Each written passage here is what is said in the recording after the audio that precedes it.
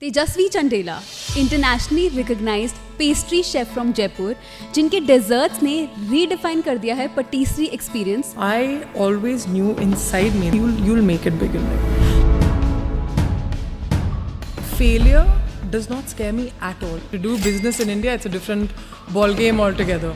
So dessert was working from day one, touch wood. She is known for the fusion of Indian mithai with European style desserts by giving her a unique twist. Paired it with an orange saffron and cardamom cream, topped it with fresh berries.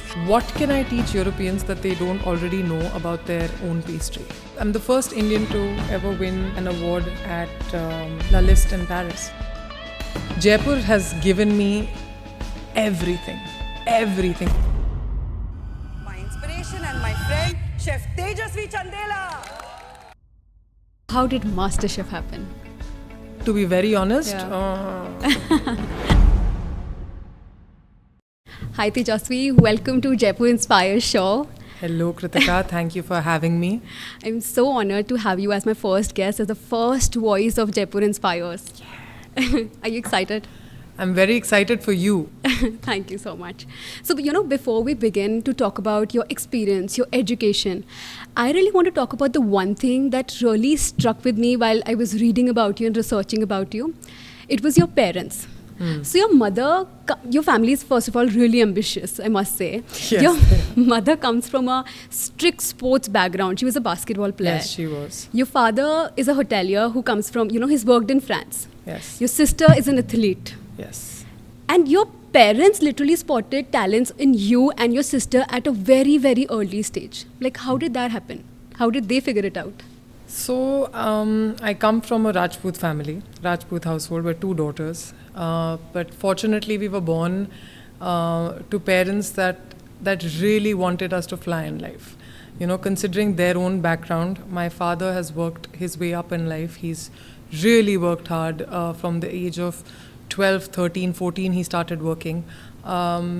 His entire exposure to France and Paris filtered down in my life in a big way. Then my mother, of course, she is, I think, the main reason why all of us are out there.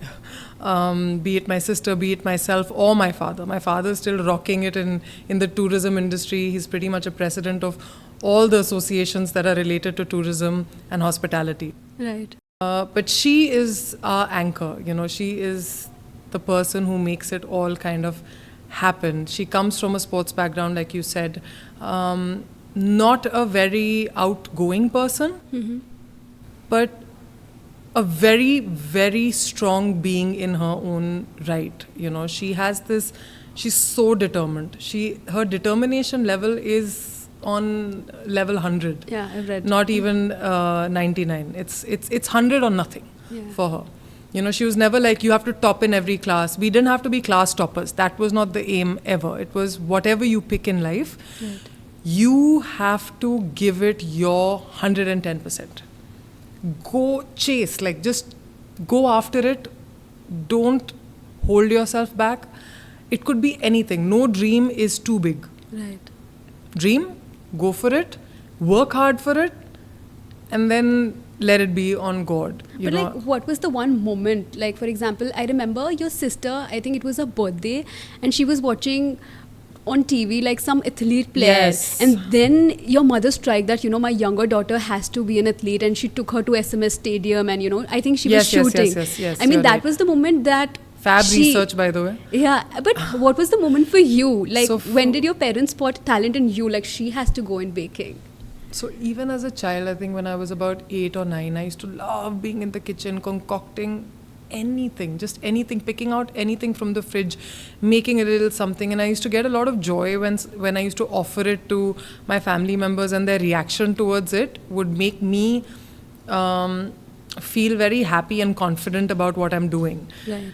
And slowly and steadily, I feel like I started realizing that I am interested in being a chef, in becoming a chef.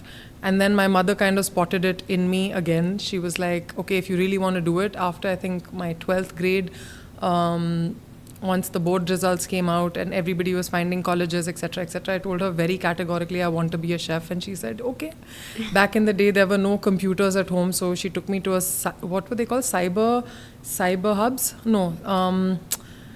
Cyber cafes. Oh, okay. You remember cyber cafes yeah. used to have computers? Right, so right, I right. went with her to a cyber cafe and she was researching with me which are the culinary schools that I can go to.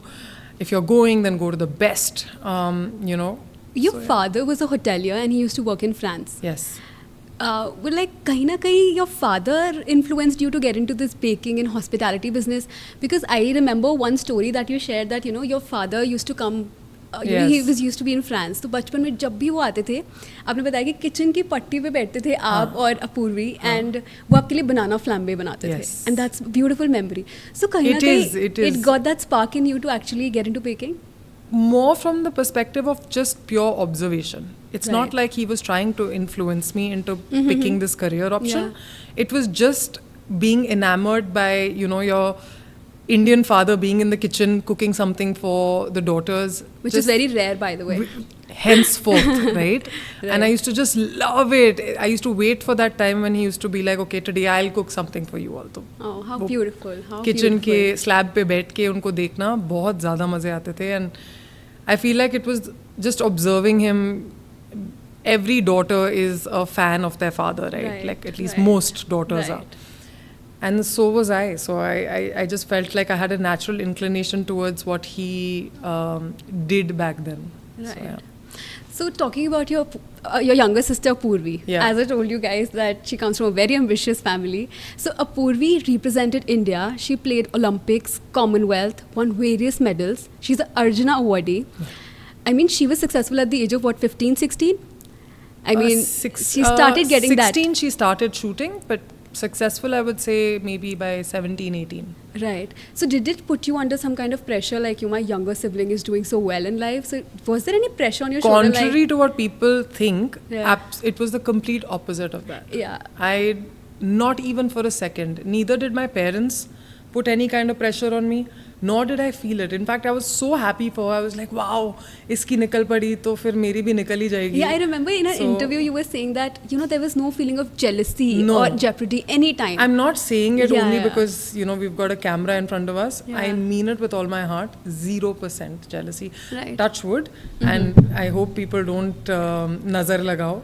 Right. But 110%, not even an ounce of jealousy. Even the thought didn't cross my mind. I was so happy seeing her growth.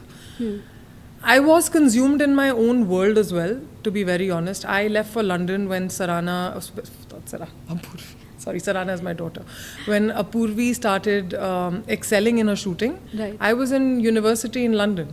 Right. So we were also in two different continents doing two different things altogether. And me studying there, I was only happy for her. I was only rooting for her. So yeah. Like parents in India, they're really worried about कि अगर हमारा बच्चा पढ़ाई में अच्छा नहीं है, if they're not good in academics, उसका क्या future है, वो क्या career बनाएगा. So No, somewhere you said, exactly, coming to that, somewhere you said that you were not fond of academics. Not You were a really. very creative person. And you started this creative career like way back, almost 17 years back.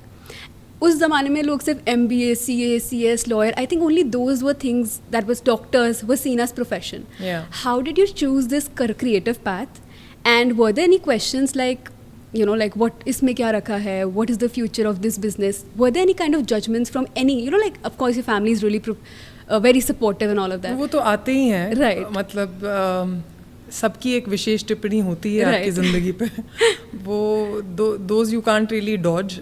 That's Right. inevitable when you're growing up in an Indian society somewhere, especially back in the day for us millennials. Yeah. Opinions would come into the picture, but none that were taken to heart, none that were taken so seriously. We did pick very unconventional career paths especially for women, I would say. But and especially back in the day, today you see a lot more chefs. There are many chefs that are women, and women are leading the industry in so many ways now, even in shooting or sports for that matter. But back in the day, it was a very rare choice to make.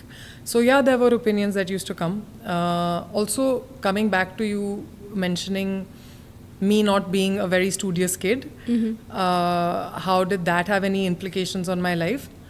To be very honest, even though I was not performing well academically, I always knew inside me there was this bug that used to tell me you'll make it big in life. Like you'll do something. कुछ तो करोगे, बहुत ही amazing करोगे. जो भी करोगे, you're going to do super well in it. Even if I was not performing well in class, it never took a toll on me from the perspective of I never had an inferiority complex of any kind. If anything, I was so confident in my being, I used to be like, okay, this is not for me. Something else is for me, and it'll find me. I think it's a very beautiful feeling. Like, you know, when you're this strong-headed, I think it's a very different level of confidence that not a lot of people understand. You cannot just tell people that you have this inclination. Maybe people won't understand it, that, you know, I want to do this thing big in life. I want to make it very successful. I'm sure. But if not a chef, if there was anything else I would have picked, I would have still figured out a way to lead in that and excel in it, because that is who I am. And I've read about this in many places, in fact even recently, that most people that are leading today in whichever industry, whichever sector in the world, they have this commonality. You know, they know it from a very young age that they are meant for bigger things in life. And that is something that I had in me, that seed was in me, that no matter what I'll do, I'll make it big. Whatever that may be. You know, like coming to make it big, a lot of people now, like, you know, creators, influencers, there are different extreme amount of creative careers that are very famous now and people are pursuing, leaving their corporate job. But everybody is chasing, like, you know, I want to be successful by 30. Yeah. What is your take on that? There are no shortcuts. Of course, even in my 20s, I used to think there is something called an overnight success and I'll become this overnight sensation. None of that exists. You have to work very hard. Right. I still feel like I've just started out, considering I've been in this industry for the last 12 years, giving it my all, right? But no, there are no shortcuts. There are no shortcuts. If you make it big by the time you're 30, great, amazing. But the chances of that happening are pretty bleak. Usually, your 20s, you have to giso. Yeah. You have to do the ragda. You need to be there. You need to show up every day. You know, sometimes your friends are partying and they're having a ball of a time, and you have to sacrifice those things to do something else that you love and you want to excel in. So it takes that kind of dedication. It takes that kind of discipline. But having said that, the one good thing that not being a bit of a backbencher taught me in life. Right. I've been so used to not being constantly praised for what I did as a child in school. Failure does not scare me at all. Wow. It does not scare me. For me, that is an inevitable truth. No matter how hard I work today, no matter wherever I try and take my business or maybe a TV show or whatever, are there chances that I will fail? Of course. It is a 50-50. Right. In my head, when I wake up in the morning, I tell myself, you are going to win this day. But what are the chances of me losing that day? 50-50. But I'm okay with that 50. At least I took a chance. At least I put myself out there. At least I tried. The one thing that I have in my hand, the only control that I have in my hand is taking how action. hard I work and how much I put myself out there in terms of trying every day. Right. I don't stop trying. Beautiful. And if I fail, I fail trying. And for me, I can go off to sleep knowing that. But if I fail because I didn't give it my all and I didn't give it my 100% and I didn't do everything in my capacity to make it the best, because mediocre does not work. True. At all. True. At all. So if you want to give just one line or one piece of advice to people who are not pursuing their creative ambitions just because thinking, oh, I'll fail, oh, nobody will support me, people will laugh at me, what will be that one piece of advice? I tell all my students this as well. So I teach a lot of students as well, pastry. I go to Barcelona as well to give my master classes. But the students that I teach here in India, I always tell them one thing: you are sitting on a zero. You're sitting on a no, right? Every day you are sitting on a no. What if it's a yes? At least take a chance, right? If it's a no, you're already on a no. Right. But if you've taken the chance, what if it's a yes? What if it's a yes? It could be a no, but वो उस पे तो आप बैठे ही हो ना. No पे तो आप बैठे ही हो. No पे तो आप आज हो, क्योंकि आपने वो चांस लिया ही नहीं. अगर आप ले लेते और वो हाँ हो जाता. It might have turned your life around. Absolutely. I'm a firm believer of constantly keep taking chances. Take chances. You know, don't just wait for opportunities to come and land on your lap. You need to build opportunities and create opportunities for yourself sometimes. Till the time that day comes when opportunities are just falling in your lap. Now, talking about building opportunities and, building dream life, let's start talking about how dessert became dessert. So I'm going to start with, dessert started in 2013 when you were 22. I mean, you were just 22 when you started dessert as iconic European pastry in the heart of Jaipur. How did that idea come up? Like, I remember you mentioned it somewhere that traveling has really shaped you as a person, as a pastry chef, as a businesswoman. So how has traveling really got you here? Because you also mentioned that if you had been sticked around in Jaipur, you would not have made this big. It's all the exposures in your life that has really added to the kind of person you've become today. 100%. And it is, that holds true for most people, right? I mean, it is the experiences in your life that shape you in a certain way. I left India to pursue, to go to university at the age of 17, right? So at a very young age, I left home. I became independent. I learned how to maneuver my way through every situation, good, bad, ugly, really bad. But having said that, what genuinely helped shape me was all the different experiences that I was having in my stints while traveling, right? Now, be it London, it taught me many things, even when it comes to pastry. British baking is of a different kind. They are into tea cakes. They are into, it's not about perfection. It is a little bit more raw. It is a little bit more natural in its being. Even if it's a Victorian sponge cake, the way they will decorate it is very different to how the French would decorate an opera, for example. You get to see that as you travel. You get to see and experience the different cultures, what they have to offer, etc., etc., etc. And that's what really opened up my vision. All the different friends I made, right? The people that you meet when you're traveling. That is the most fantastic part of a person's journey and their growth. Because with every new friend that I made from a different continent, a different part of the world to me, someone from Brazil, someone from Australia, someone from... all walks of life. Yeah, all walks of life, someone from Greece. Just learning about who they are, what shaped them to be who they are, what is the food of their culture. Right. That also helped shape me in many different ways. And I feel like I brought in all of that experience, all that rich experience back to India. And the aim was always to open Jaipur's first standalone patisserie, because before we start with that, just walk us through all the education that you pursued, when you moved out. Okay. Let's start with that. So should I start from schooling? No, we know about Mayo and MGT. Let's talk about from where the origin of the pastry chef, the master who has redefined the patisserie experience in India and the world. Okay. How did that vision start from? So like I told you earlier, that when I was after doing my 12th grade, my mother was looking for culinary institutes, but back in the day, culinary institutes did not offer you a degree. They gave you a diploma. And my father insisted on me having a degree first. So I went and did business management from Royal Holloway University of London, safe side. Right. Because business Okay. can Right, be, true. and management. It's as generic as possible. We as need it can possibly we need be. that.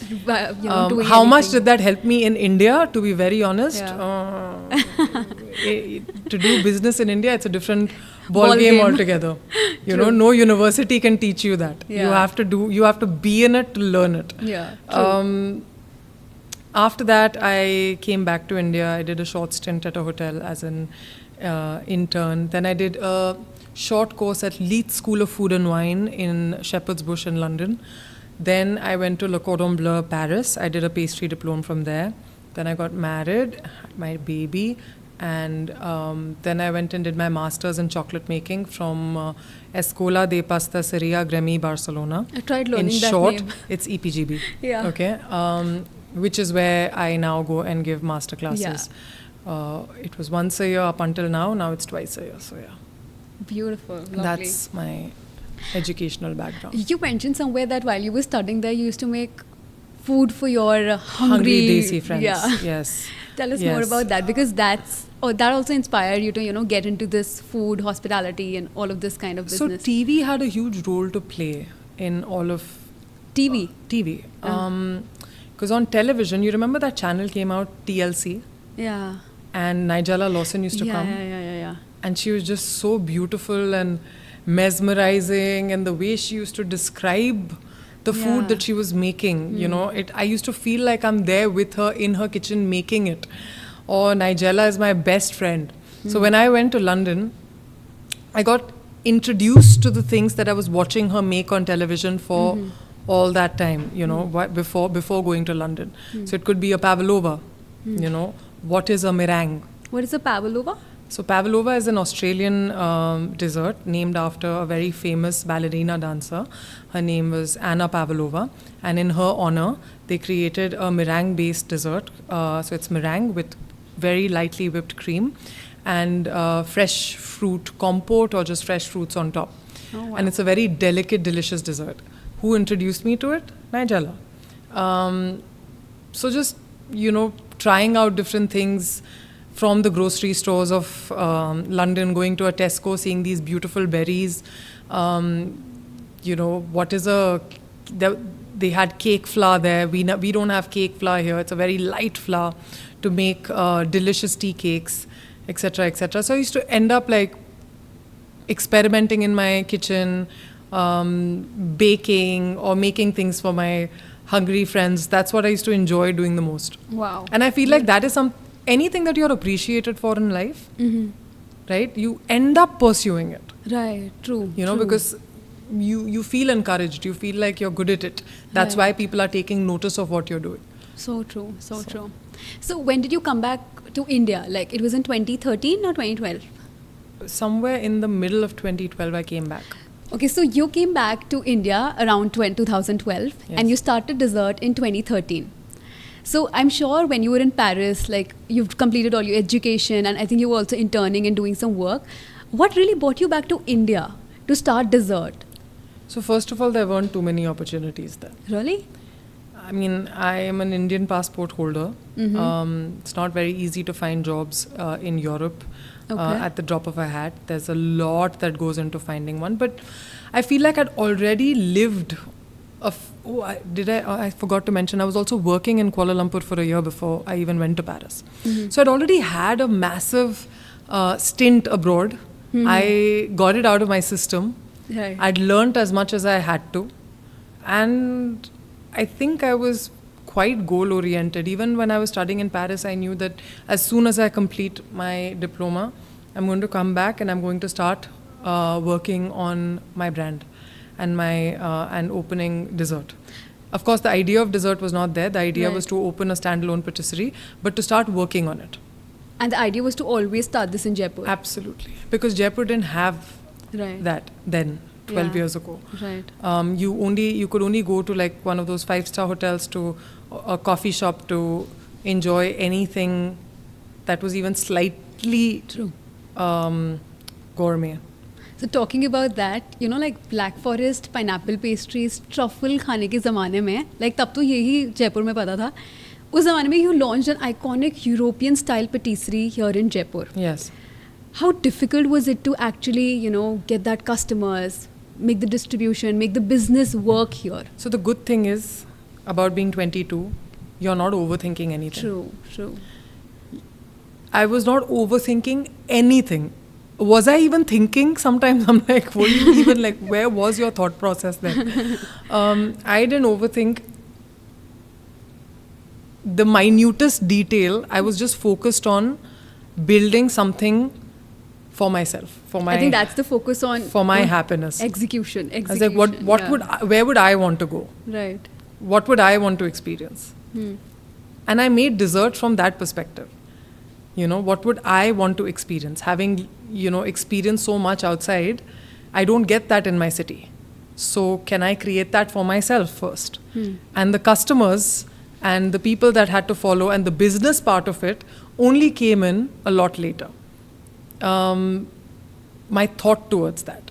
I was not an entrepreneur. I didn't have an entrepreneurial mind when I was approaching opening dessert. Right. When I was opening dessert, I was just a chef. Right. The entrepreneurial side of it came over the years, the understanding of that, how to run a business. And now I would say the entrepreneurial side of me is here. I mean, maybe the chef and the entrepreneurial side, they're both hand in hand right now. But sometimes the entrepreneurial side takes over. And I think that's really important for a business to sustain and scale. Massively. You only have the understanding of it much later. All my friends that are excelling today in my industry, and they'd started out at the same time as me, they would all say the same thing. Nobody was ambitious from the business point of view. Everybody was ambitious about the menus that they were putting up. Right. Or the brand that they were creating. But tell us, what was the one strategy that started working? Did you shift your menus? What was the one tweak that you did that actually started working for dessert patisserie? So dessert was working from day one, touchwood. Yeah. It was something new for Jaipur. Right.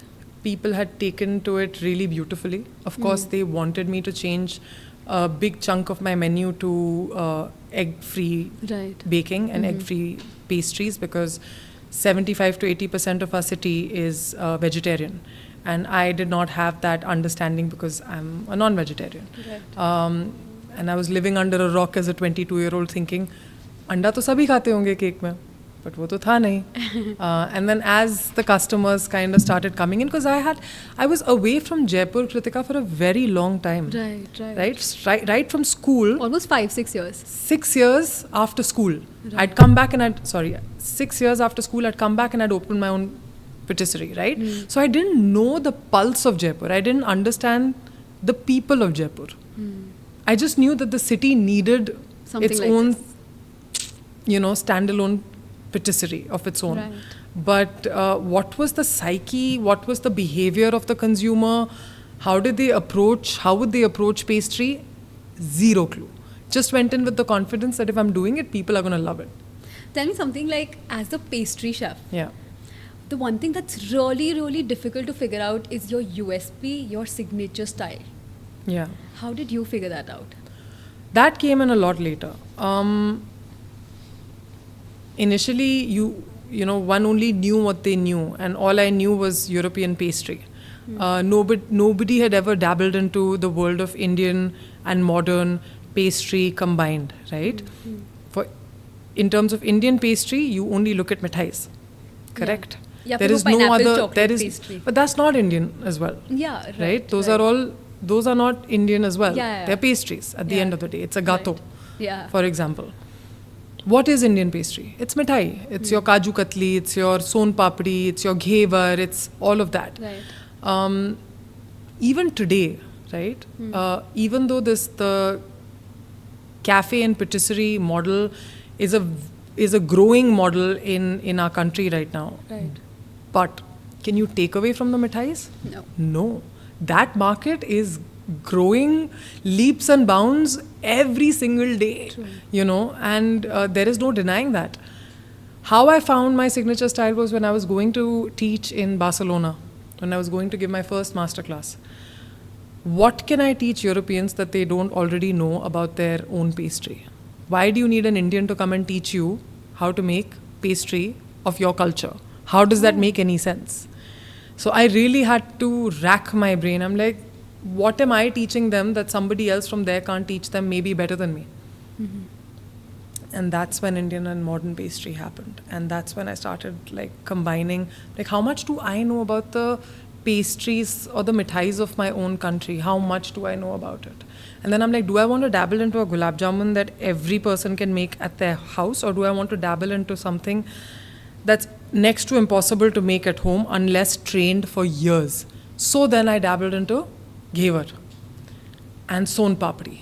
It takes 4 people to pull a son papdi in a mithai factory, in a production line, right? 4 people, there's a pata, and there's this hot sugar, cooked sugar that's there, with this besan ka ghol, and there are 4 people with 2 wooden sticks each, and they are pulling it. And it takes a lot of arm strength. And I'm here. Oh my God.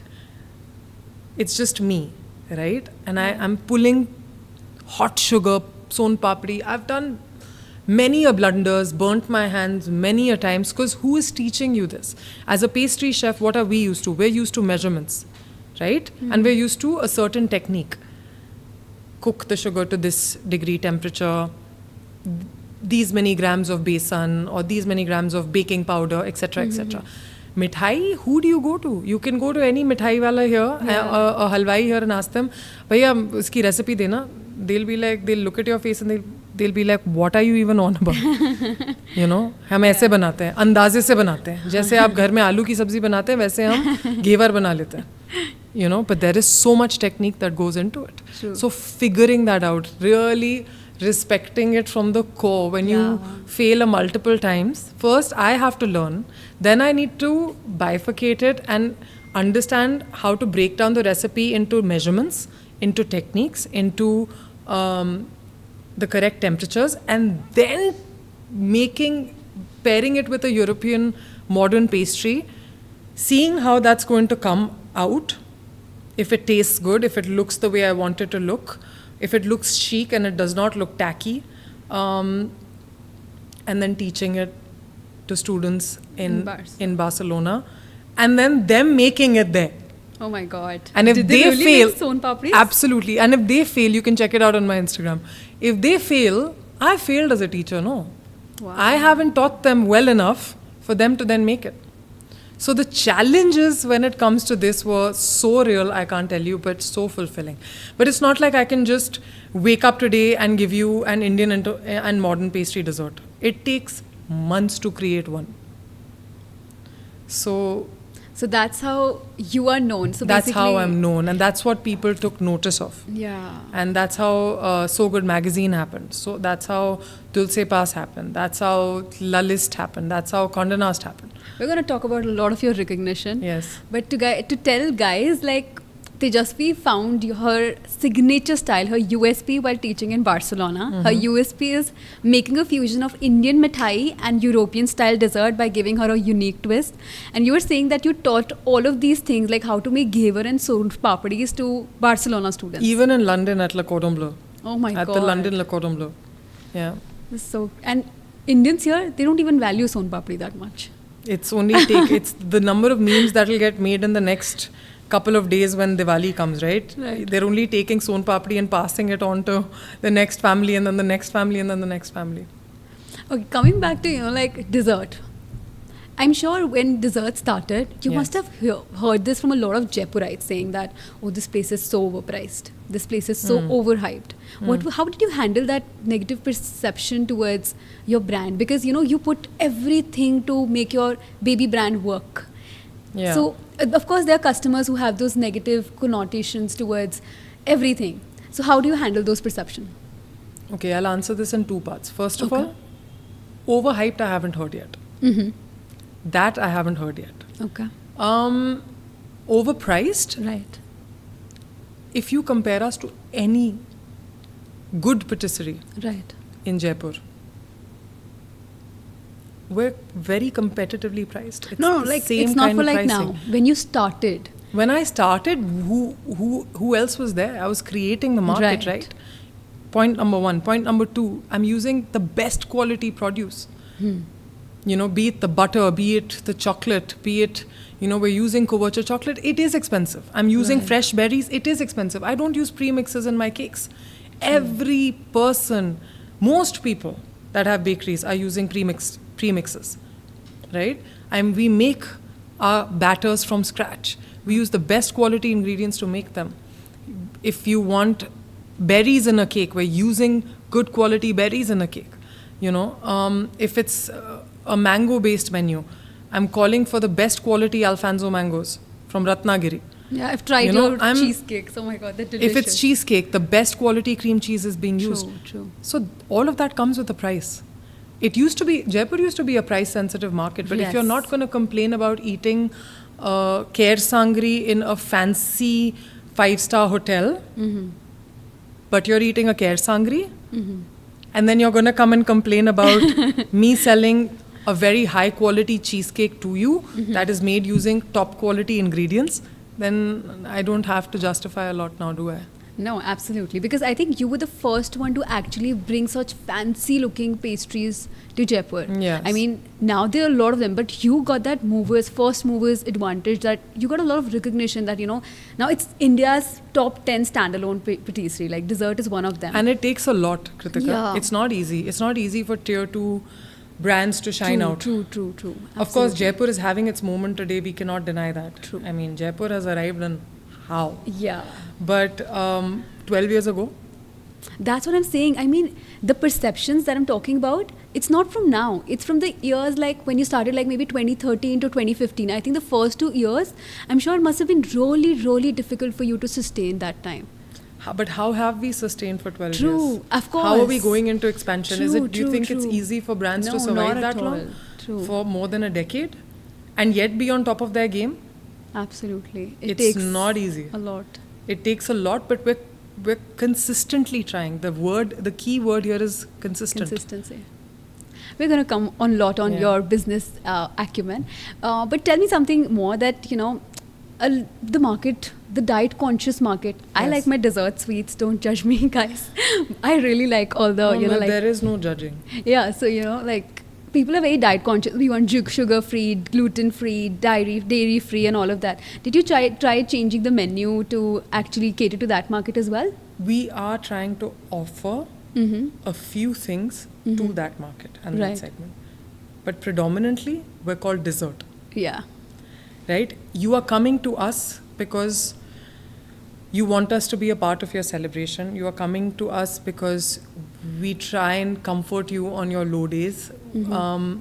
It is not something that you are eating on a daily basis, but as and when you are, it's that one moment in your week or your alternate day or once in 3 days that genuinely satisfies all your cravings and makes you feel happy. True. So I would say have a balance in your life. For example, if you've been good, if you've been working out, if you are eating all your meals at home and they're healthy, etc., etc., etc. I mean, True. once a week, twice a week, if you do end up cheating, is it the end of the world? No, it's not. Having said that, you cannot deny that I was hearing somewhere, correct me if I'm wrong, about 60% of India is diabetic. So we are trying to come up with sugar-free variants of certain products. Having said that, I don't want to compromise on taste. And what ends up happening when you're using sugar-free substitutes is that they come with this weird aftertaste that kills the joy. So we are experimenting, we are researching, we are working on those products. And we have a range called diet dessert, not for people that are dieting, for people with dietary preferences. Okay. So we've got this amazing vegan and chocolate and orange vegan brownie that's been doing fabulously well for a very long time. Those that know are addicted. We had sugar-free cookies, but we're still working on a sugar-free range, and that is a research that's going to be ongoing. It would be silly for me to come and sit here and be like, no, I cannot offer that, because there is a massive audience for it. True. And at least 2 people in everyone's family, most families are either diabetic or they have some sort of a health condition that they need to avoid sugar. Makes sense. Yeah. Like 60% bakeries in India, they shut down in less than 3 years, based on the research that we've done. Dessert has not only survived for more than a decade, it's like one of top 10 patisseries of India. So tell us something like, what are your scaling secrets? How did you sustain for this long? We have talked about the difficult journeys that you have, like how difficult was it to start? You were the first one to bring it here, bringing the right audience, making this name not only in Jaipur, not only in India, but in places like Paris, Barcelona. You're known all across the world. You go there for masterclasses. I mean, you're known worldwide. What did it take to really get here? I think a lot of self-belief, a whole lot of confidence, honing my skill, being true to my work, being consistent, waking up almost every day, showing up for myself, showing up for my work. And honestly, after 3-4 years kind of pass by, Kritika, you're not running the business just for yourself anymore. There are people that are attached with your work, not just customers, but what about your team? True. Right? It's not just me that runs Dzurt. Right. There's a team behind me, most of whom have been a part of my journey for the last 12 years. Right? In an environment where people are ready to leave your work for minuscule, leveling up of salary and an increment to someone else. Loyalty shift within seconds. The fact that I have a team that I'm so proud of, that have been with me now for the last 12 years. If I don't scale, if I don't grow, how do I make them grow? Every outlet has a capping limit. After 12 years, we've hit our capping limit. Now, what else can I do to help them grow? How do we grow? It's not just my growth anymore. It's our growth together. As a company, as a team, how do we all grow together? And that is the vision. The vision is not just, okay, I walked into opening my own business and brand earlier because it was me who was doing it. Over the last few years, it's more about them, and their growth and how we grow together. And yes, I know that it's not even 3 years. Most bakeries shut down in a span of 1 year. But it takes a lot of patience to grow a business, to scale a business. It does not happen overnight, right? It takes 1,000 days for a business to usually become profitable. Right. Almost 3 years to become profitable. So that is the wait time. If you can cross that wait time, and you can help and you can figure out a way to be consistent and stay in the game, you'll start making profits. So it's like you start the business, you have 3 months, if you've made it for sustain. Years, not months. Like you're saying now, how many months you said? 3 years. 3 years, okay. 3 years. Months is nothing, right? It's at least minimum 3 years is what it takes for you to sustain in a, sometimes there are businesses that become profitable within a year. I'm not denying that. But most take 2 to 3 years to become profitable, But the key here is also innovation. We constantly keep innovating. We keep upping our game. We keep leveling up. Dessert evolves with my personal evolution. As I evolve as a person, right? My biggest fear is to become stagnant in whoever I am. If I'm this Tejasvi that you're meeting today, a year later, it'll start bothering me. I need to grow as a person. I need to evolve as a person. And with every evolution of mine, I make sure the dessert is evolving too. Wow. And that is probably the secret sauce. So you're saying that every business reaches a saturation point, and that's not only for business, that's for the founder as well.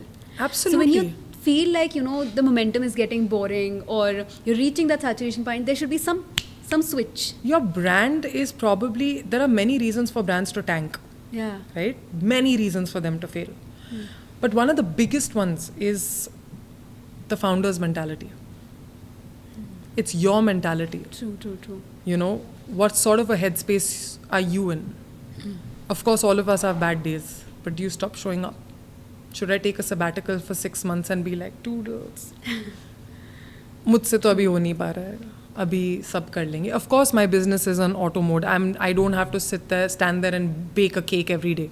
You know, there are people that are running the show for me, but there is someone's vision that they are following. True. And that vision is created by me, the founder, and it's me constantly working on myself, innovating, figuring out ways to level up, how to be the best at any given point of time. I'm not in a competition. I'm not in my head. I don't compete with anybody here. I don't. Just your old self versus your new self. That's it. How beautiful is that? I have to be the best. There is no denying that. And I keep working on myself. If there are people that are competing, good for them. But for me, it's you versus you. It's me versus me.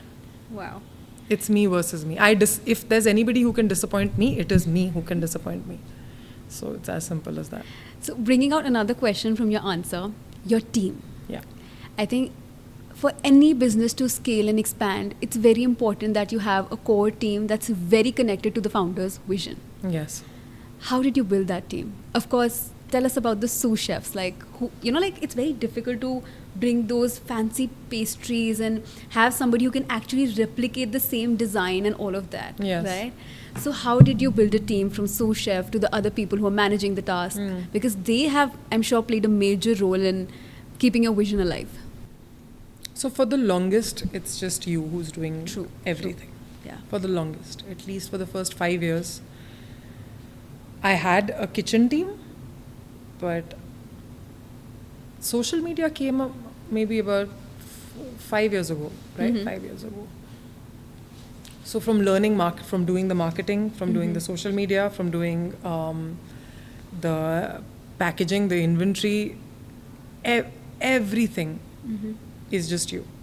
True. And then this is a suggestion for most people that are trying to scale up or grow their business, or their business is growing. When you feel like there is way too much on your plate now, right? And you're not being able to give everything the attention that it deserves.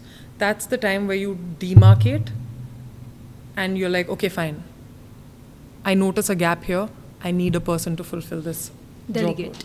One of the biggest ways to grow a team is the art of delegation, right? How you delegate the work, how you are as a person also translates into every part of your business, especially your team. You have to motivate them, you have to uplift them, you have to show them the vision, you have to make them believe and align with the vision that you've created.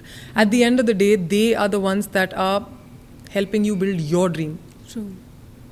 Right? They are aligning their dreams with your dream. So you have to be the leader who can support them when they are falling, mentor them, constant mentorship. I think today my biggest job role is to mentor my team. That's what I do. I'm constantly mentoring them, constantly telling them how to lead. Those that are second in command to me, how can they think like me? How can they become better leaders? I'm helping them become better leaders. That's what. Lovely. Yeah. Coming back to dessert, and now that dessert is expanding, and Jaipur is going to witness this in next 10 days? Yes. So dessert patisserie is now Dzurt Jaipur. Dzurt Jaipur. Yes. Let's talk about that. Let's talk about this big breakthrough that's coming in your life with, oh my God. I mean, it's expanding from a small patisserie to now an 11,000 square feet empire. 12,000. 12,000 square feet empire. Yeah. God has been extremely kind. Yes, I've worked hard. Yes, my team has worked hard. Yes, it's been collaborative. Yes, the customers have given their love. Yes to all of that. Yeah. But there is someone on top of all of us, and he or she has been so kind, I cannot tell you. This year has been a magical year.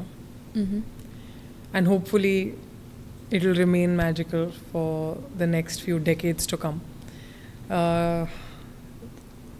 It takes 12 years to finally reach a point sometimes that, okay, now it's time to grow, now it's time to expand.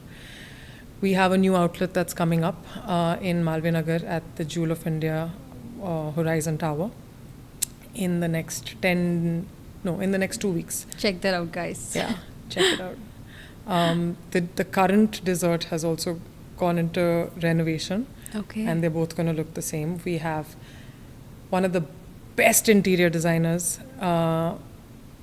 in India doing the interiors for it, doing the design for it. It's a collaborative affair. Can't wait. Super cool. We've moved into a central kitchen that is 12,000 square feet area of dreams and possibilities and scaling up. We have a whole new product line coming up, a gifting range like never before. We will be delivering pan-India starting the 1st of October. Wow. We have gelatos coming up. Oh, lovely. Dessert will have gelatos, and we've got the most kick-ass savory menu. Oh, love it. There is something for everyone and all age groups, from 5 to 105. Anyone in between can come and enjoy what we have to offer. And the whole idea of Dzurt Jaipur, if we have to talk about that, Jaipur has given me everything. Everything. This city has made me who I am, has shaped me in the person that I am, and has given dessert so much love, right? I gave it one patisserie and it gave me back in multifolds. Yeah. Anywhere I go in the world and I talk about where dessert is, I speak about it with so much pride, right? Jaipur today is the fifth most visited city in the world. I think Recently, it's just seventh. fifth. I think it's the fifth most visited city in the world, which is commendable. Look at what the people of Jaipur are doing. True. It's not just me. There are so many like me that are probably going to come Yes. on your podcast that are bringing Jaipur on the map, on the world map, if not just India, right? It's a city that is loved. It is a city that people, it's an aspirational city.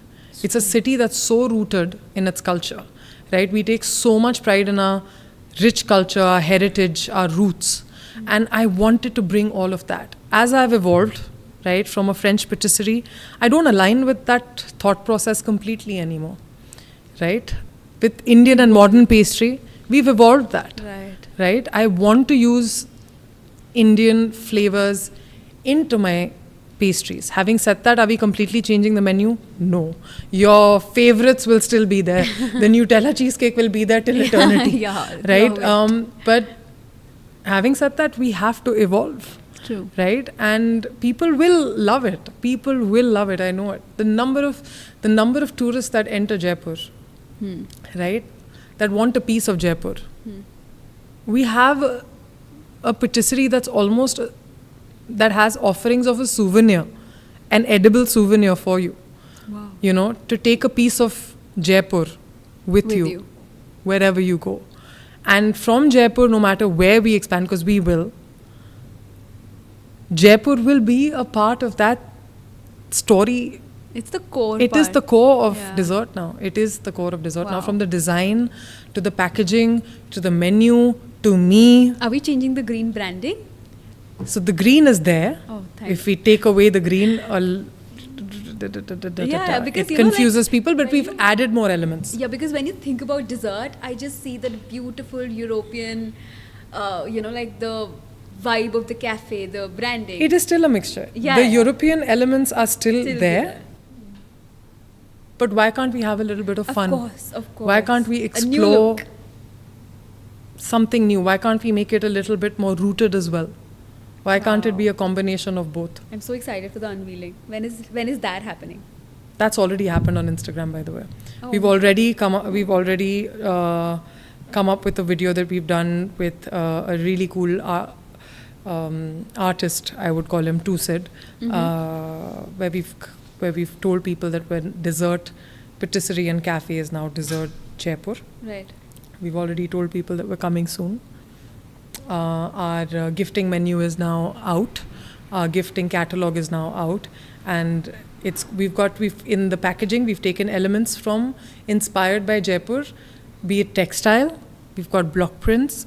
We've got our tea cake box has this beautiful block print on it, but with the dessert green color. Wow. We've also incorporated the pink city color, which is not really pink. It's like this rust orange yeah. color Yeah. is now a part of the branding.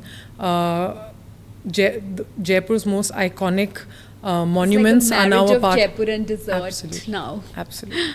Beautiful. And we want we are calling it Dzurt Jaipur, born in Jaipur, because we want without really putting in so much thought, we figured out that we have our own community. It is the people of Jaipur that make dessert. True.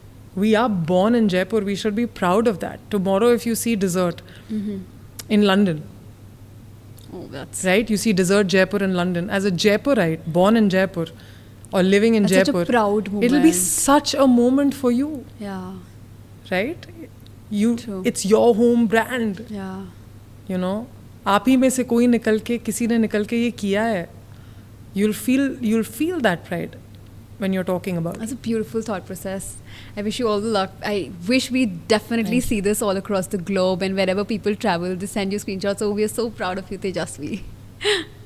Talking about, like, I know that you're known, you're very famous, and you're known worldwide.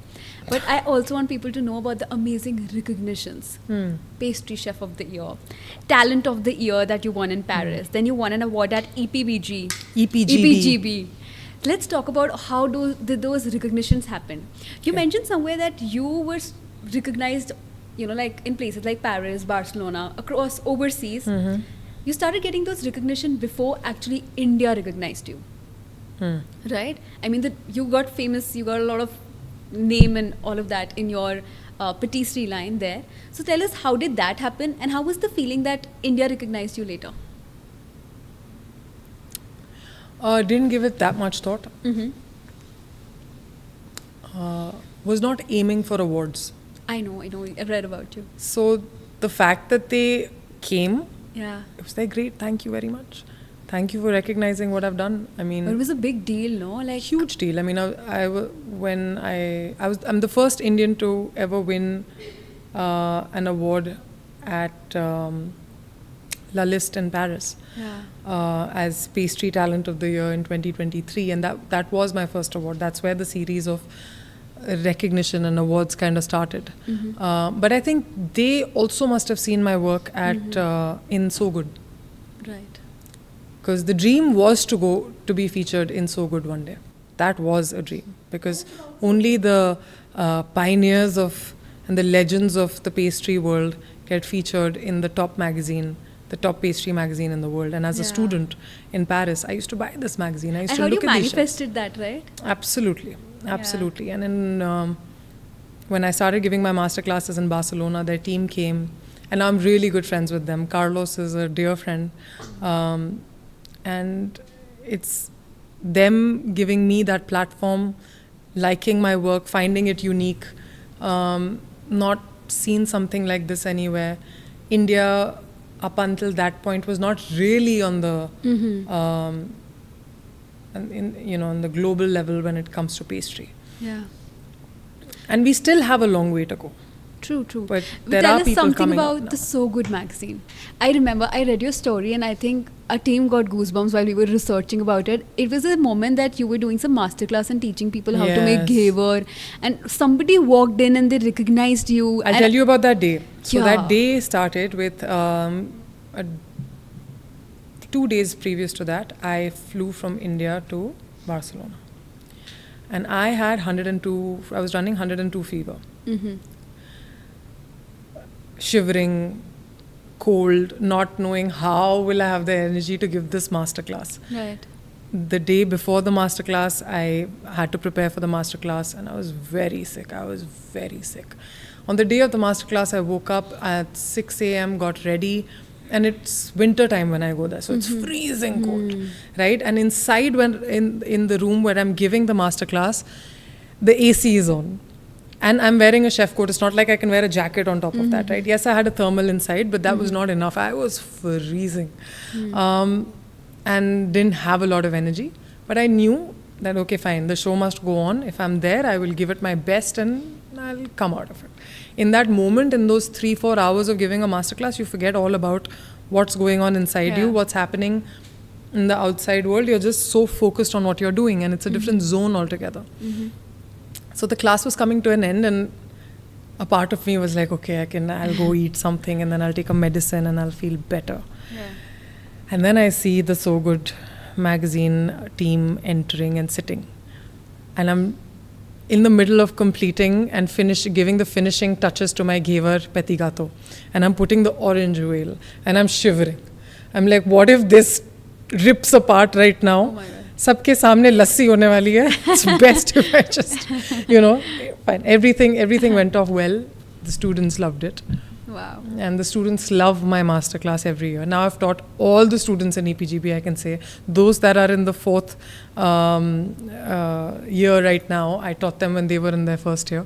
So then the So Good magazine people came, and they said, wow, what have you made? What is this? I said, it's a Ghevar, and this is a clementine Ghevar entremet, and that's a son papdi, and I've made a pistachio lamington with rose caviar paired with son papdi. And they'd never heard of these things before. So they said, okay, can we take pictures of this? Can you make it again? Oh my God. By which time it was, I think, 3 or 4 in the 3 in the afternoon. Right. Or 4 in the evening. जब करना होता है तो करना ही होता है. Then it's करो या मरो. There's nothing in between. Right. So then I started making it again. They clicked pictures and they said that we'd love to feature you in Dulce Pas, which is the Spanish magazine of the same company. So good. And for me, that was also an honor in itself. So I was very happy. I said, absolutely. So they took pictures. I sent them the recipes, etc., etc. But when I landed in India, they called me and they said that we'd want to feature you in So Good. And that was your dream. I think I sat on the floor that day and cried. And only my family knew what it meant. Because sometimes you get stuck as a chef in this rut of mediocrity. It is what the demand of the consumer is, but what you want to do as a creative person. Sometimes those don't align together. And you can do better. But are people ready for it? Is the city ready for it? The city is probably ready for it now. Yeah. Even then, I'm introducing Indian and modern pastry with just the Ghevar Petit Gâteau in the smallest of way possible with the new desserts opening. Right. Just, cozying them up to the idea of this new segment of pastry. How will they take to it? I don't know. I don't know. So far I've gotten a lot of love. Here's hoping that I will. Absolutely. But it was an incredible feeling. It was an incredible feeling. And then when they sent the magazine, and 2023 was a turning point because the magazine came out, Dulce Pas came out, then So Good came out. And then a month later, I got called to Paris for the pastry talent of the year with Pierre Hermé there, with Amory Gouachaud there, with Jordi Rocca there, with the best chefs in the world there. And then soon after, a month later, came Condé Nast in India, where it was the top 50 restaurant awards. But they took out a special segment and, gave me the award for pastry chef, young pastry chef of the year. And that was... Let's start talking about some Indian recognitions, because your journey is literally giving me goosebumps. But there is so much more to talk about. Okay. How did MasterChef happen? Like, how did this... And you went in MasterChef not as a participant, but as a guest judge. Yes. Like, how was the feeling? How did that happen? Like, tell us about the experience. So, Pooja Dhingra, Chef Pooja Dhingra, she is a dear friend. Okay. And she was the judge at MasterChef at that time. And then she said that, are you free and they want to call you and this and that? I said, absolutely, I'll come. I'll fly down. It would be my honor. And I went there, and their team was so nice. Chef Ranveer Chef Vikas, and of course Pooja, a sweetheart. They were all so nice, so welcoming. I had a great time. It was 24 hours. I mean, not even one day of shoot, but a couple of hours, and super exciting. What again, I don't overthink much when I'm in the process of doing anything. Yeah. I just remember being very happy that day. Just how very happy exciting. to be a part of that MasterChef India. MasterChef India and standing with Such- legends Yeah. and feeling like I've made my place in this industry and that I belong as well. So when you went to MasterChef as a guest judge, you gave them a very unique challenge ki, use this Kashmiri kahwa, pina colada, golgappe ka pani and convert that into a solid dessert. वो idea कहाँ से आया? Because वहाँ पे I saw participants' reaction and they were like, oh my god, हम गोलगप्पे के पानी से The क्या whole dessert? idea is to give them a challenge, no? Yeah. And I think that challenge in itself was super wild. How what do you do with the golgappe ka pani, really? So Right. I just thought that it's going to be fun. It'll be fun to kind of throw something at them that completely throws them off, and they're like, Yeah. what? How are we supposed to approach this? What are we supposed to do? True. Just fun. So how was the reaction like? They how were did it all turn out? shocked. They didn't know what initially they were like, what are we going to make? I'm pretty sure it made them very nervous, but they did a good job. Oh, beautiful, beautiful. So you loved the entire experience of MasterChef. It was amazing. It was amazing. Any other aha moment from your life that you felt like, like there is one moment in your life when you felt like, I've made it. Now that you believe that, like this is the turning point where you actually believed throughout your journey of 12 years or maybe before that because you were studying from all these years, I think 12 to 15 years, one moment when you got goosebumps and you're like, oh, this is turning into reality, that kind of feeling. There were many moments because there have been many milestones, but it's so momentary, it's not a joke. Like it's only, that feeling does not even last for more than a day, max. And then the next day I feel like I have to do so much to still arrive. I still feel like I haven't arrived. I still feel like I'm a work in progress. I constantly have to, I'm still not proving myself, but just that feeling of I've made it. I don't feel like that. Is that so, like, for a lot of, especially a lot of ambitious people, they have a specific goal that they have set. Yeah. For example, So Good magazine. It was a far-fetched dream for you when you started. But once you actually got onto the cover and, got on So Good magazine, it felt like this was easy. This is not something, I mean, anybody could have made it. And like, this is my next big dream. Is that so? It's not that anybody could have made it. That feeling? I know kitne papad bele hai maine to make it. Right. That I am aware of, and it's not easy. True. Is it impossible?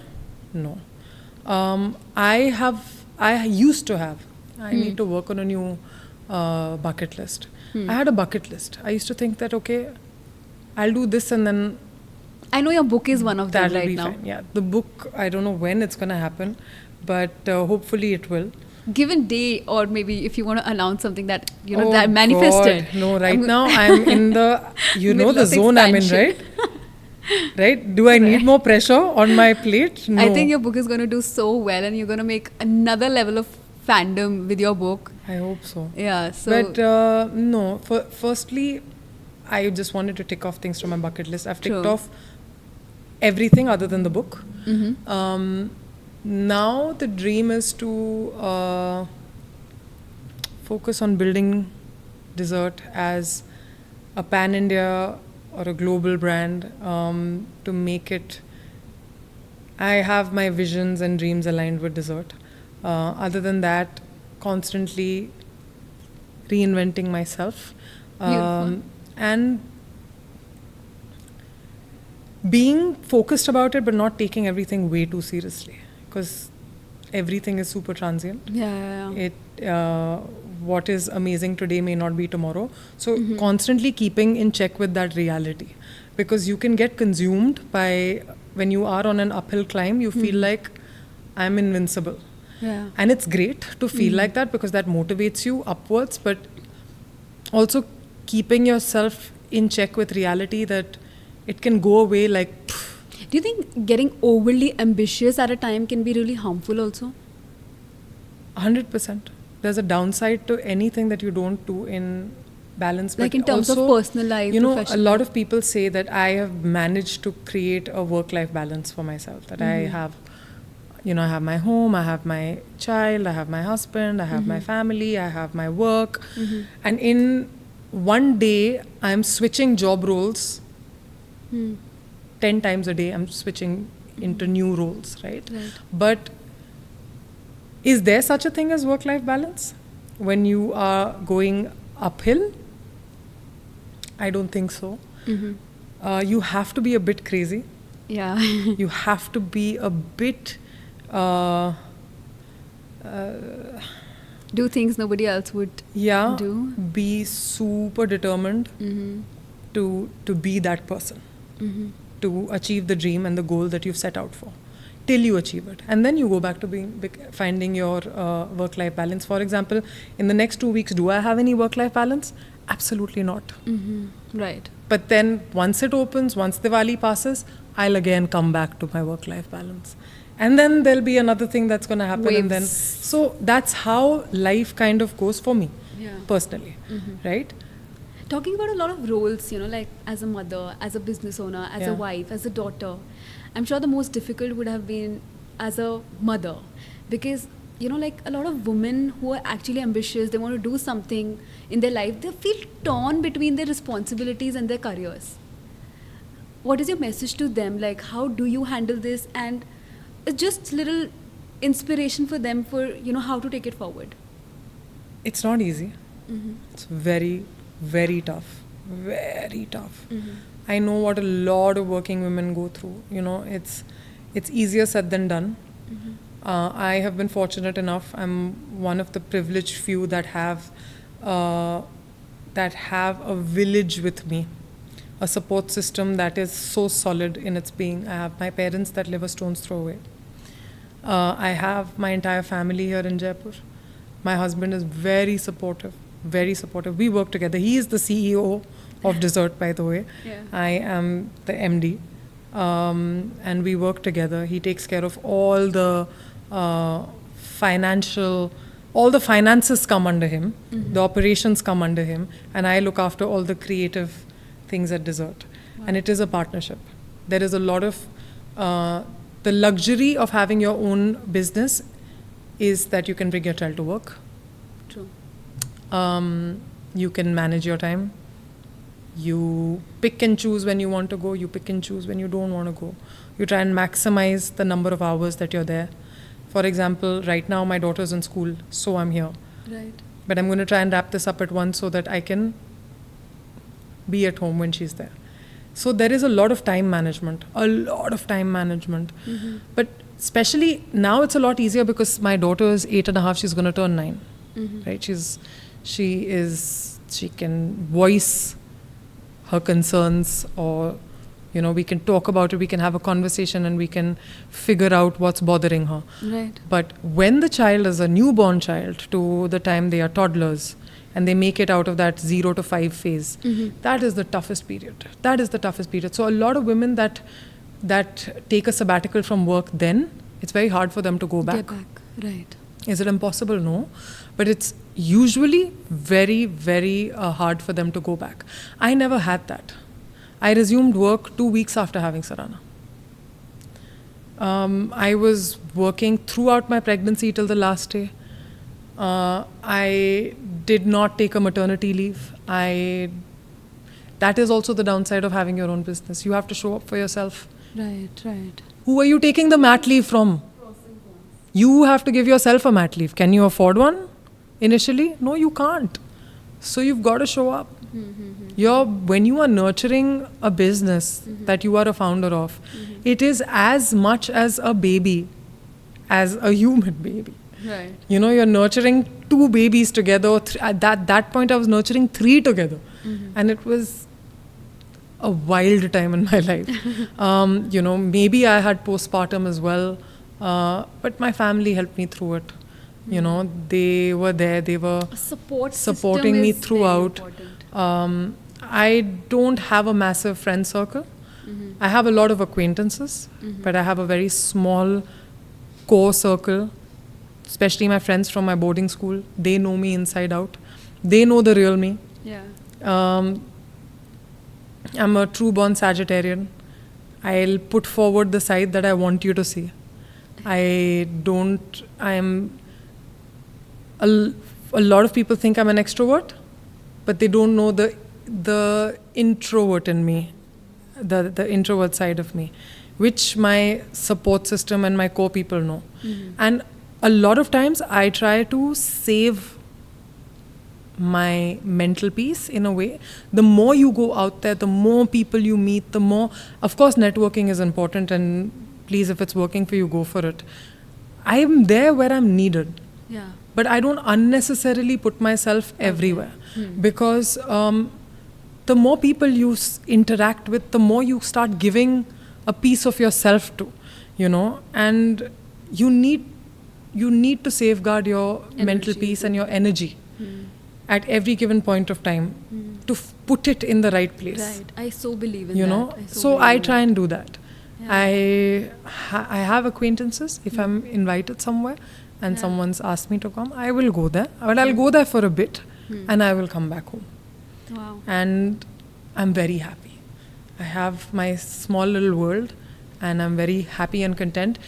And what gives me more joy is to travel. Beautiful.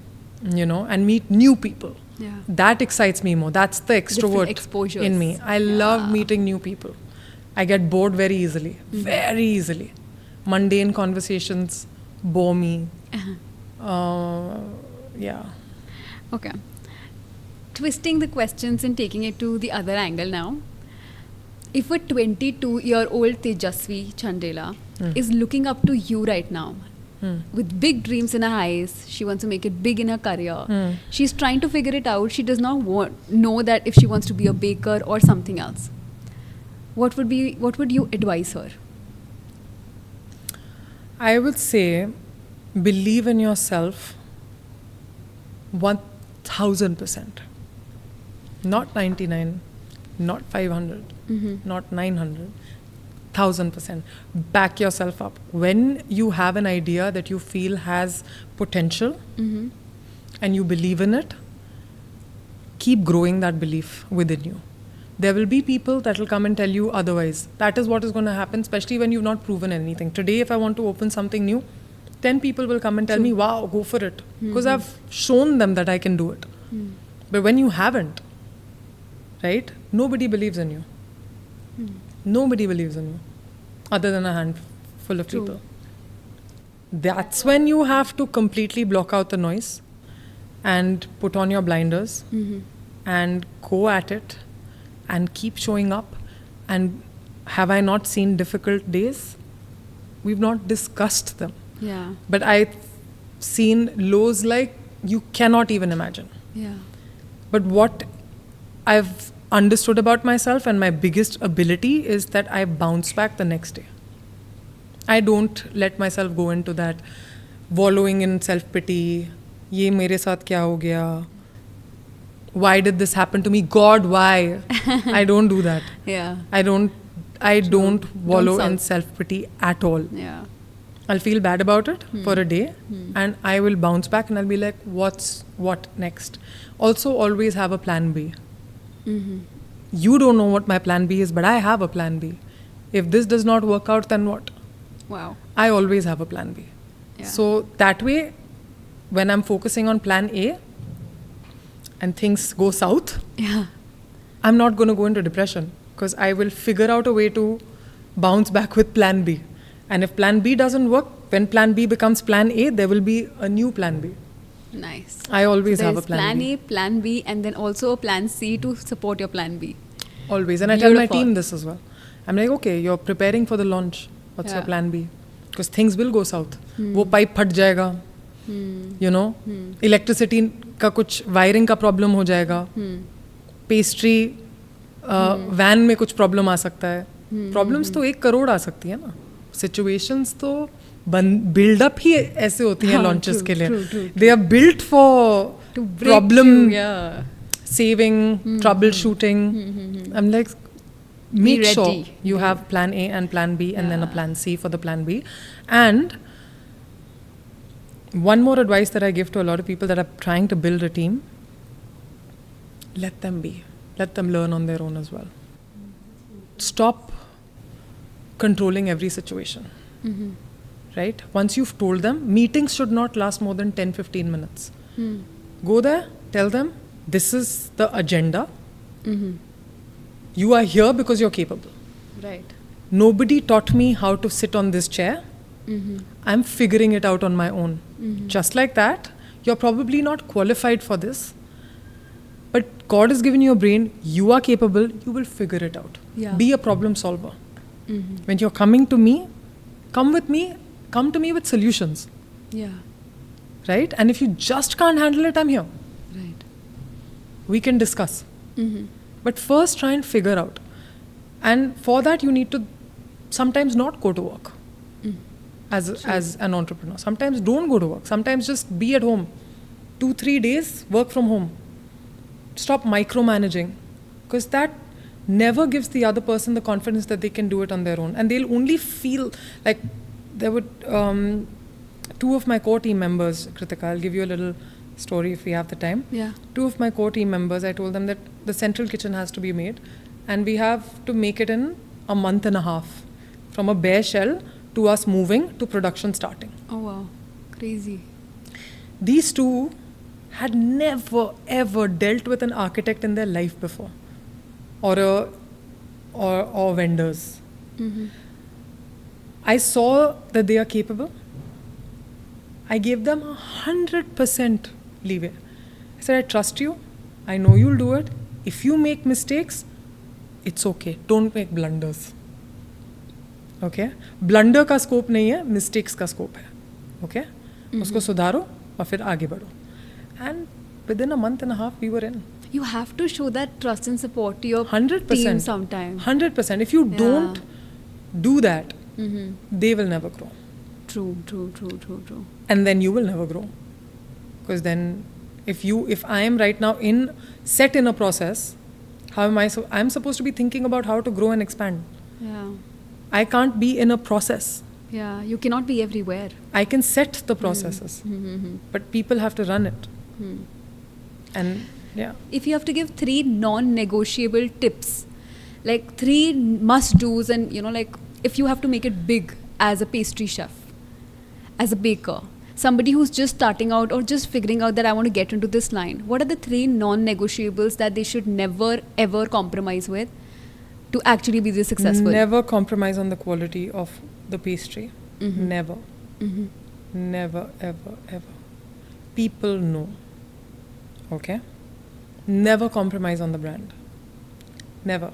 Every detail of the brand matters. Right? Every single detail. When it comes to branding, I have a foot in every single door. Every single detail is run past me, and only then do we create whatever we create. Okay? And have clarity of thought. Most people walk in confused. If you are not clear on what you want,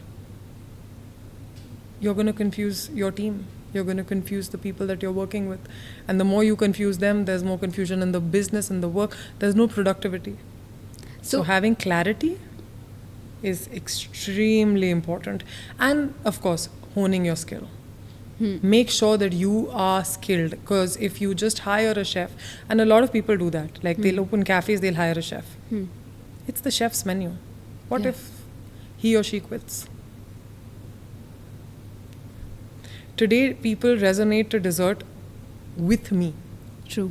Yeah. Because they know it's my brainchild, and those are my creations that are coming on the forefront. And you're trusting it because you know that she will deliver quality. Where do you see the future of this patisserie industry going in India? Like, it's a growing market, no doubt about that. It is a growing market. Is it highly scalable? Yes and no both. Yes and no both. It depends on how premium you want to take it. The more premium you want to make your patisserie, the lesser chances for scalability. Also for scalability, you need to set very good processes, very good systems and processes. Certain things have to be standardized, right? And that's when the compromising part comes in, right? That's why most brands that start expanding, they start getting feedback from existing customers saying that the quality has changed, etc., etc., etc. So there are many challenges. Why do you say we cannot scale it? But you can scale it. I'm not saying you cannot. I'm scaling, right? And No, I'm a like premium yes patisserie. or no. So when you said no part, why is that? It can also be a no for a lot of people. Like you said, scaling a patisserie is a yes and a no. I mean, you have done it. Scaling a patisserie is a yes and a no because there are a lot of people that are very happy with with one outlet. There are people that are very happy and content with one outlet. There's a mountain cafe. That person is running it for a different reason. Yeah. It gives them the joy of feeding the few customers that come in, that are loyal, that'll be with them for generations. And it's not, for them, it's not about growing the business. For them, it's about giving customers that experience of coming to a mountain cafe, enjoying that little pastry, enjoying that cozy vibe and going. So it's like an intention, vision, and It's also the intention. It is the kind of clarity. patisserie that you're trying to open. Yeah. For example, I don't think dessert can be in every street of Jaipur. True. Okay. It will not work. That is also scalability, right? You see brands that are there in our own city, Yeah. right? But then you see their quality. Yeah. True. Correct. Because the positioning If of I dessert can- is so premium, like. But you know what? It We are has a that- premium brand Yeah. that are giving you products that are not so expensive. Yeah. And so beautifully made. I mean. It's affordable. Yeah. It's for everyone. Yeah. Come one, come all. Yeah. You know? But when you come, the experience should feel like I had an outing today. Yeah. You know?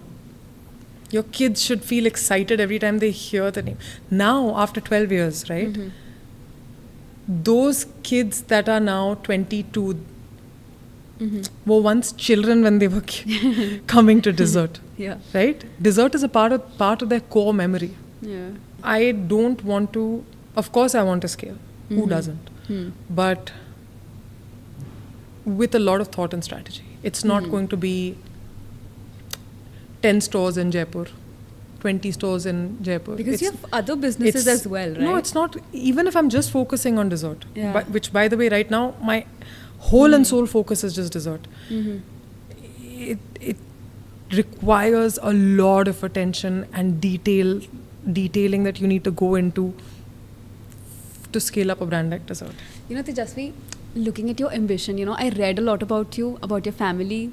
Then having this conversation, I thought that I'm going to talk about this reel that I saw. So while researching about you, it was just scrolling Instagram and there's this Zakir Khan's reel that popped up on my screen. So उनमें ना उस reel में he was saying something जो बहुत आपकी journey में fit बैठता है ना? तो उन्होंने ऐसा कुछ बोला कि जब हम लाइफ में एक इकोनॉमी में काम करते हैं ना कि हमें पैसा कमाना है और बहुत पैसा कमाना है तो हमेशा दुखी रहते हैं. तो लाइफ में ऐसा करियर चूज़ करो जो आपको थोड़ा पीस ऑफ माइंड दे. आपको of course it makes you money but आपके ना अंदर का it keeps the fire in you alive. It's like the Ikigai concept that when your passion aligns with your purpose, whatever you do in your life, the work that you choose, the business, the job that you choose, you will always make it big no matter what, how many hurdles come in your way. Why? Because that's your passion. That's the purpose of your life. That is driving force for your life. I agree. Do you agree? I do agree to a great extent because for me, money is a byproduct. It'll come. Yeah. Right? But that's not why I just show up at work. Yeah. Right? Money is very important. Let's True. also make that very clear. True. Yeah. I really believe that women should be financially independent. Feminism for me is about equality. True. Right? Yeah. If your better half or your father or whoever else in your family that is the earning member is bringing X amount on the table, you should also make sure that you are doing that. You're contributing to your household. It's not just one person's responsibility or burden.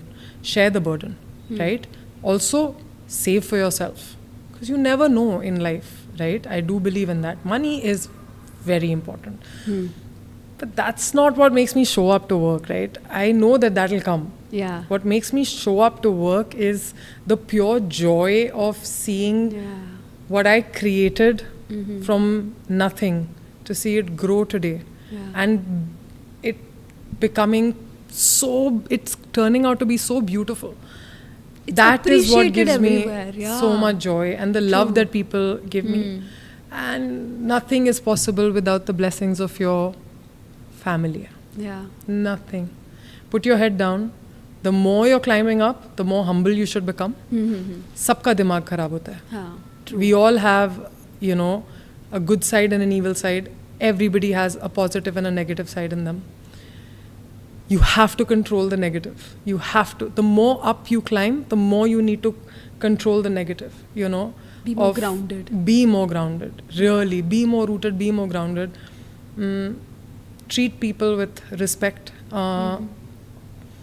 Really believe in the things that you say. Don't just say them for the sake of saying them. True. I'm a very transparent person. Of course, there are days where I lose my cool. But the minute after that, I don't mind. If I have truly made a mistake and I have said something out of line, I'll be the first person to come and apologize as well. And at work, it means today, if you faltered somewhere and I've pulled you up for that, tomorrow I will come and we will have a coffee together and we will go back to working. Nothing is personal.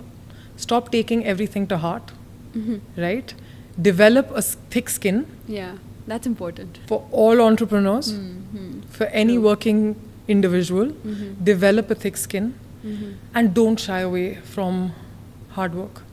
Even if you are an employee in a company, your growth is correlated with the company's growth. So if you are going to treat your job like a job, which a lot of people do, and it's fine. For some people, it's a 9 to 5. It's a 9 to 5. It's fine. Right? But in that 9 to 5, how passionate and how dedicated were you? Right. That makes a lot of difference. That makes all the difference. And that also then translates into the kind of founder that you're working with or the kind of bosses that you have. That was so beautiful. Yeah. I think a lot of beautiful takeaways to take away from you, from your journey, from the challenges, the daunting life that you had, building dessert. It was very difficult for you to build dessert, and the way you scaled it so beautifully, making a name not just in Jaipur, not just in India, but out there in the world, and just put Jaipur on the global stage. It's such a beautiful journey. Thank you. I think you've spoken from Jaipur to Paris to every other stage out there. How is speaking at this one, at Jaipur Inspires? I really enjoyed the conversation with you, Kritika, and I hope your podcast has many listeners, many viewers, and may you grow from strength to strength. Thank you so much. And I know how much it takes. It takes a lot of guts to sit in front of a camera, and the way you've held it together throughout this conversation has been incredible. So I wish you all the best, and I wish your team all the best. Thank you so much. Thank you. From Jaipur to Paris, from dessert to all things chocolate, from MasterChef to So Good magazine, she has made her name all across the world. Tejasvi की journey ये prove करती है that if you find your purpose and you're passionate about it, then nothing can stop you. And with Jaipur Inspires, our intention is to bring you stories जो आपको push करती रहें, challenge करती रहें, inspire करती रहें, because extraordinary चीज़ें achieve करना सिर्फ कुछ लोगों के लिए reserve नहीं है. If they can do it, so can you. So keep watching, keep learning. हो सकता है next inspiring story जो हम यहाँ share करें वो आपकी हो.